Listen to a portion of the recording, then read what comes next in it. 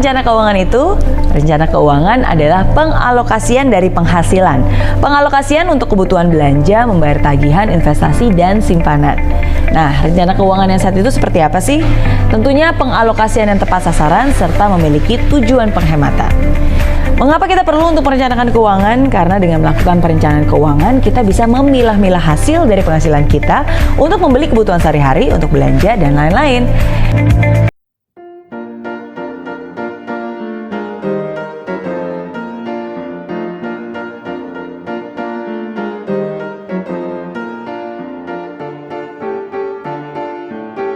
Dengan adanya perencanaan keuangan, kita bisa menghindari overspending, membelanjakan uang melebihi apa yang dibutuhkan dan melebihi penghasilan sendiri. Yuk, mari kita bahas mengenai bagaimana cara merencanakan keuangan yang baik. Cara pertama adalah mengevaluasi keuangan saat ini. Melakukan analisis dengan memperhatikan kondisi saat ini, seperti apakah sudah menikah, ada berapa jumlah anggota keluarga, kondisi pekerjaan, kondisi kesehatan, dan lain-lain. Cara kedua adalah menyusun tujuan-tujuan keuangan. Tujuan-tujuan ini seperti memiliki tabungan di bank sebanyak 25 juta di 2 tahun ke depan, atau ingin memiliki rumah sendiri 7 tahun ke depan. Nah, cara yang ketiga adalah menyusun anggaran keuangan, mencatat pengeluaran yang dikeluarkan, bertujuan untuk mengetahui uang yang boleh dikeluarkan dengan fungsinya sebagai kontrol atas keuangan dan juga mencari tahu kebocoran-kebocoran dalam keuangan. Nah, yang terakhir adalah rumus 50-30-20. Rumus 50% untuk pengeluaran rutin tetap dan pengeluaran rutin tidak tetap, 30% untuk pengeluaran tidak rutin, dan 20% untuk tabungan. Dengan merencanakan keuangan yang benar, kita dapat melihat pendapatan dan pengeluaran, sehingga kita dapat mengatur pengeluaran berdasarkan pendapatan yang diterima. Jadi keuangan kita akan lebih teratur dan tidak overspending. Nah, menurut saya hal yang penting lagi dalam merencanakan keuangan adalah menabung. Seperti rumus 50-30-20, rumus ini bisa mengikuti pengeluaran. Nggak mesti menabung dengan rasio 20. Seberapapun rasionya, menabung itu adalah hal yang harus. Yuk, kita menabung dengan mudah dan aman di bank. Karena ada LPS yang menjamin simpanan nasabah penyimpanan, di mana LPS menjamin simpanan pada seluruh jenis bank, baik bank konvensional dan bank syariah yang beroperasi di wilayah Republik Indonesia, baik bank umum seperti bank asing, bank campuran, bank swasta nasional, bank pembangunan daerah, dan bank milik pemerintah maupun bank perkreditan rakyat atau BPR. Jadi, tunggu apa lagi? Yuk, kita menabung di bank dan mulai merencanakan keuangan sejak sekarang.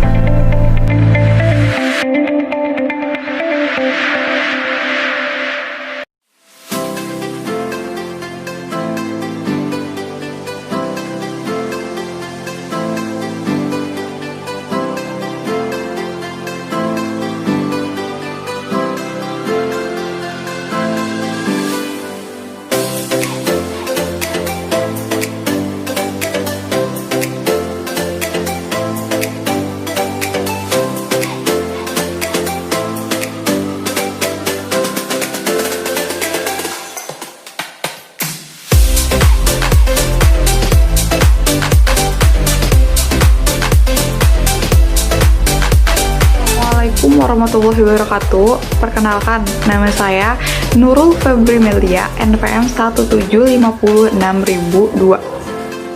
Perkenalkan, nama saya Reni Kartika Sari, NPM 1750613. Di sini saya akan menjelaskan mengenai menyusun anggaran keuangan keluarga. Perkenalkan, nama saya Beria Citrawardina, NPM 1750614, kelas 7A. Nama saya Ana Sulistiawati, NPM 1750629. Perkenalkan, nama saya Veronica Ristia, NPM 1750635 dari kelas 7A.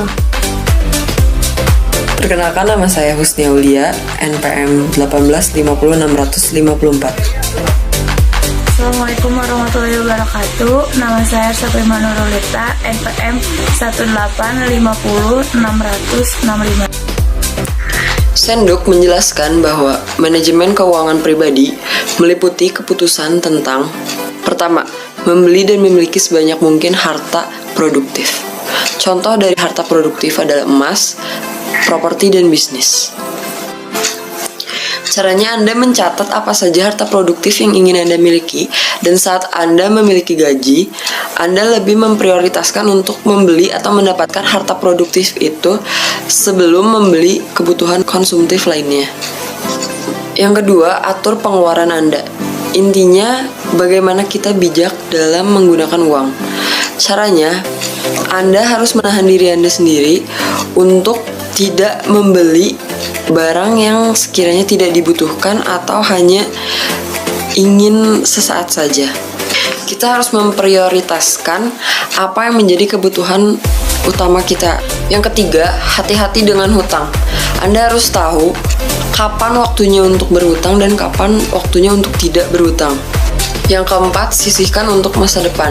Kebutuhan masa depan adalah hal yang sangat penting untuk kehidupan yang akan datang, karena kita tidak tahu apa saja yang akan menimpa diri kita sendiri di masa yang akan datang. Yang terakhir atau kelima, memiliki proteksi.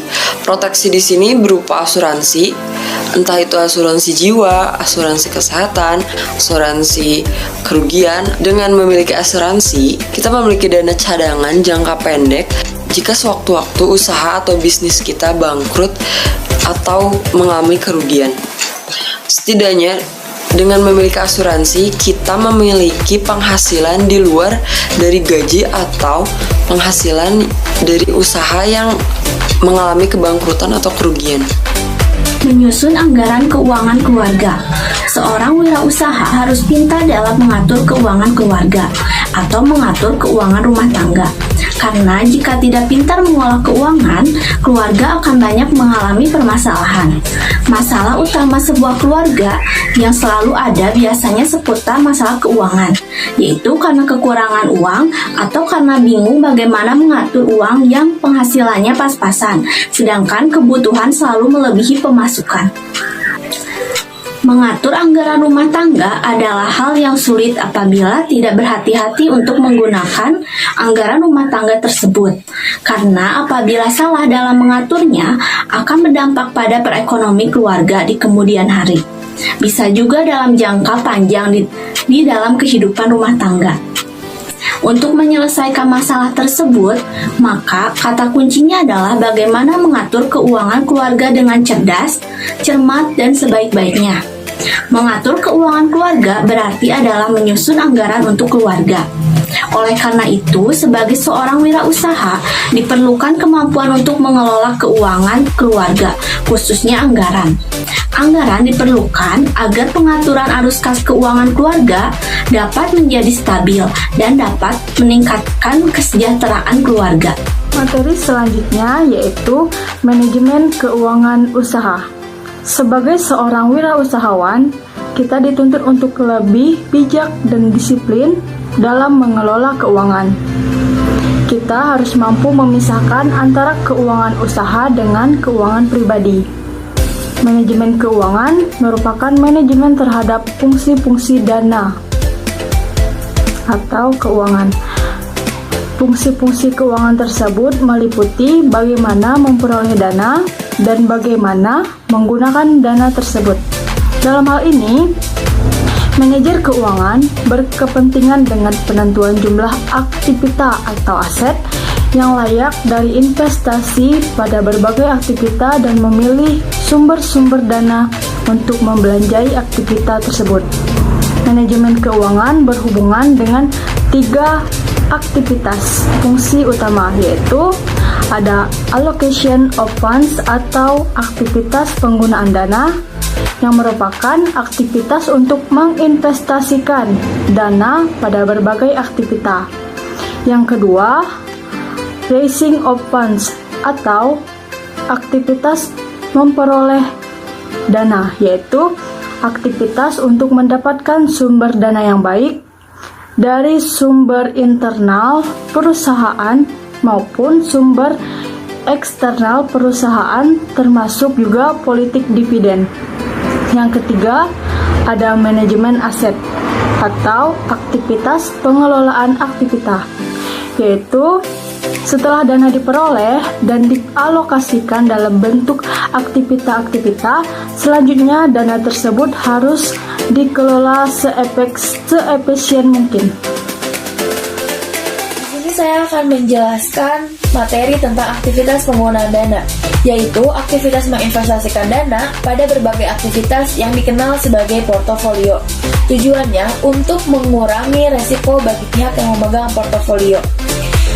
Proses aktivitas penggunaan dana ada 4 tahapan. Yang pertama, penentuan tujuan investasi merupakan tahapan awal yang harus dikerjakan oleh semua pihak yang ingin melakukan pengelolaan portofolio investasi.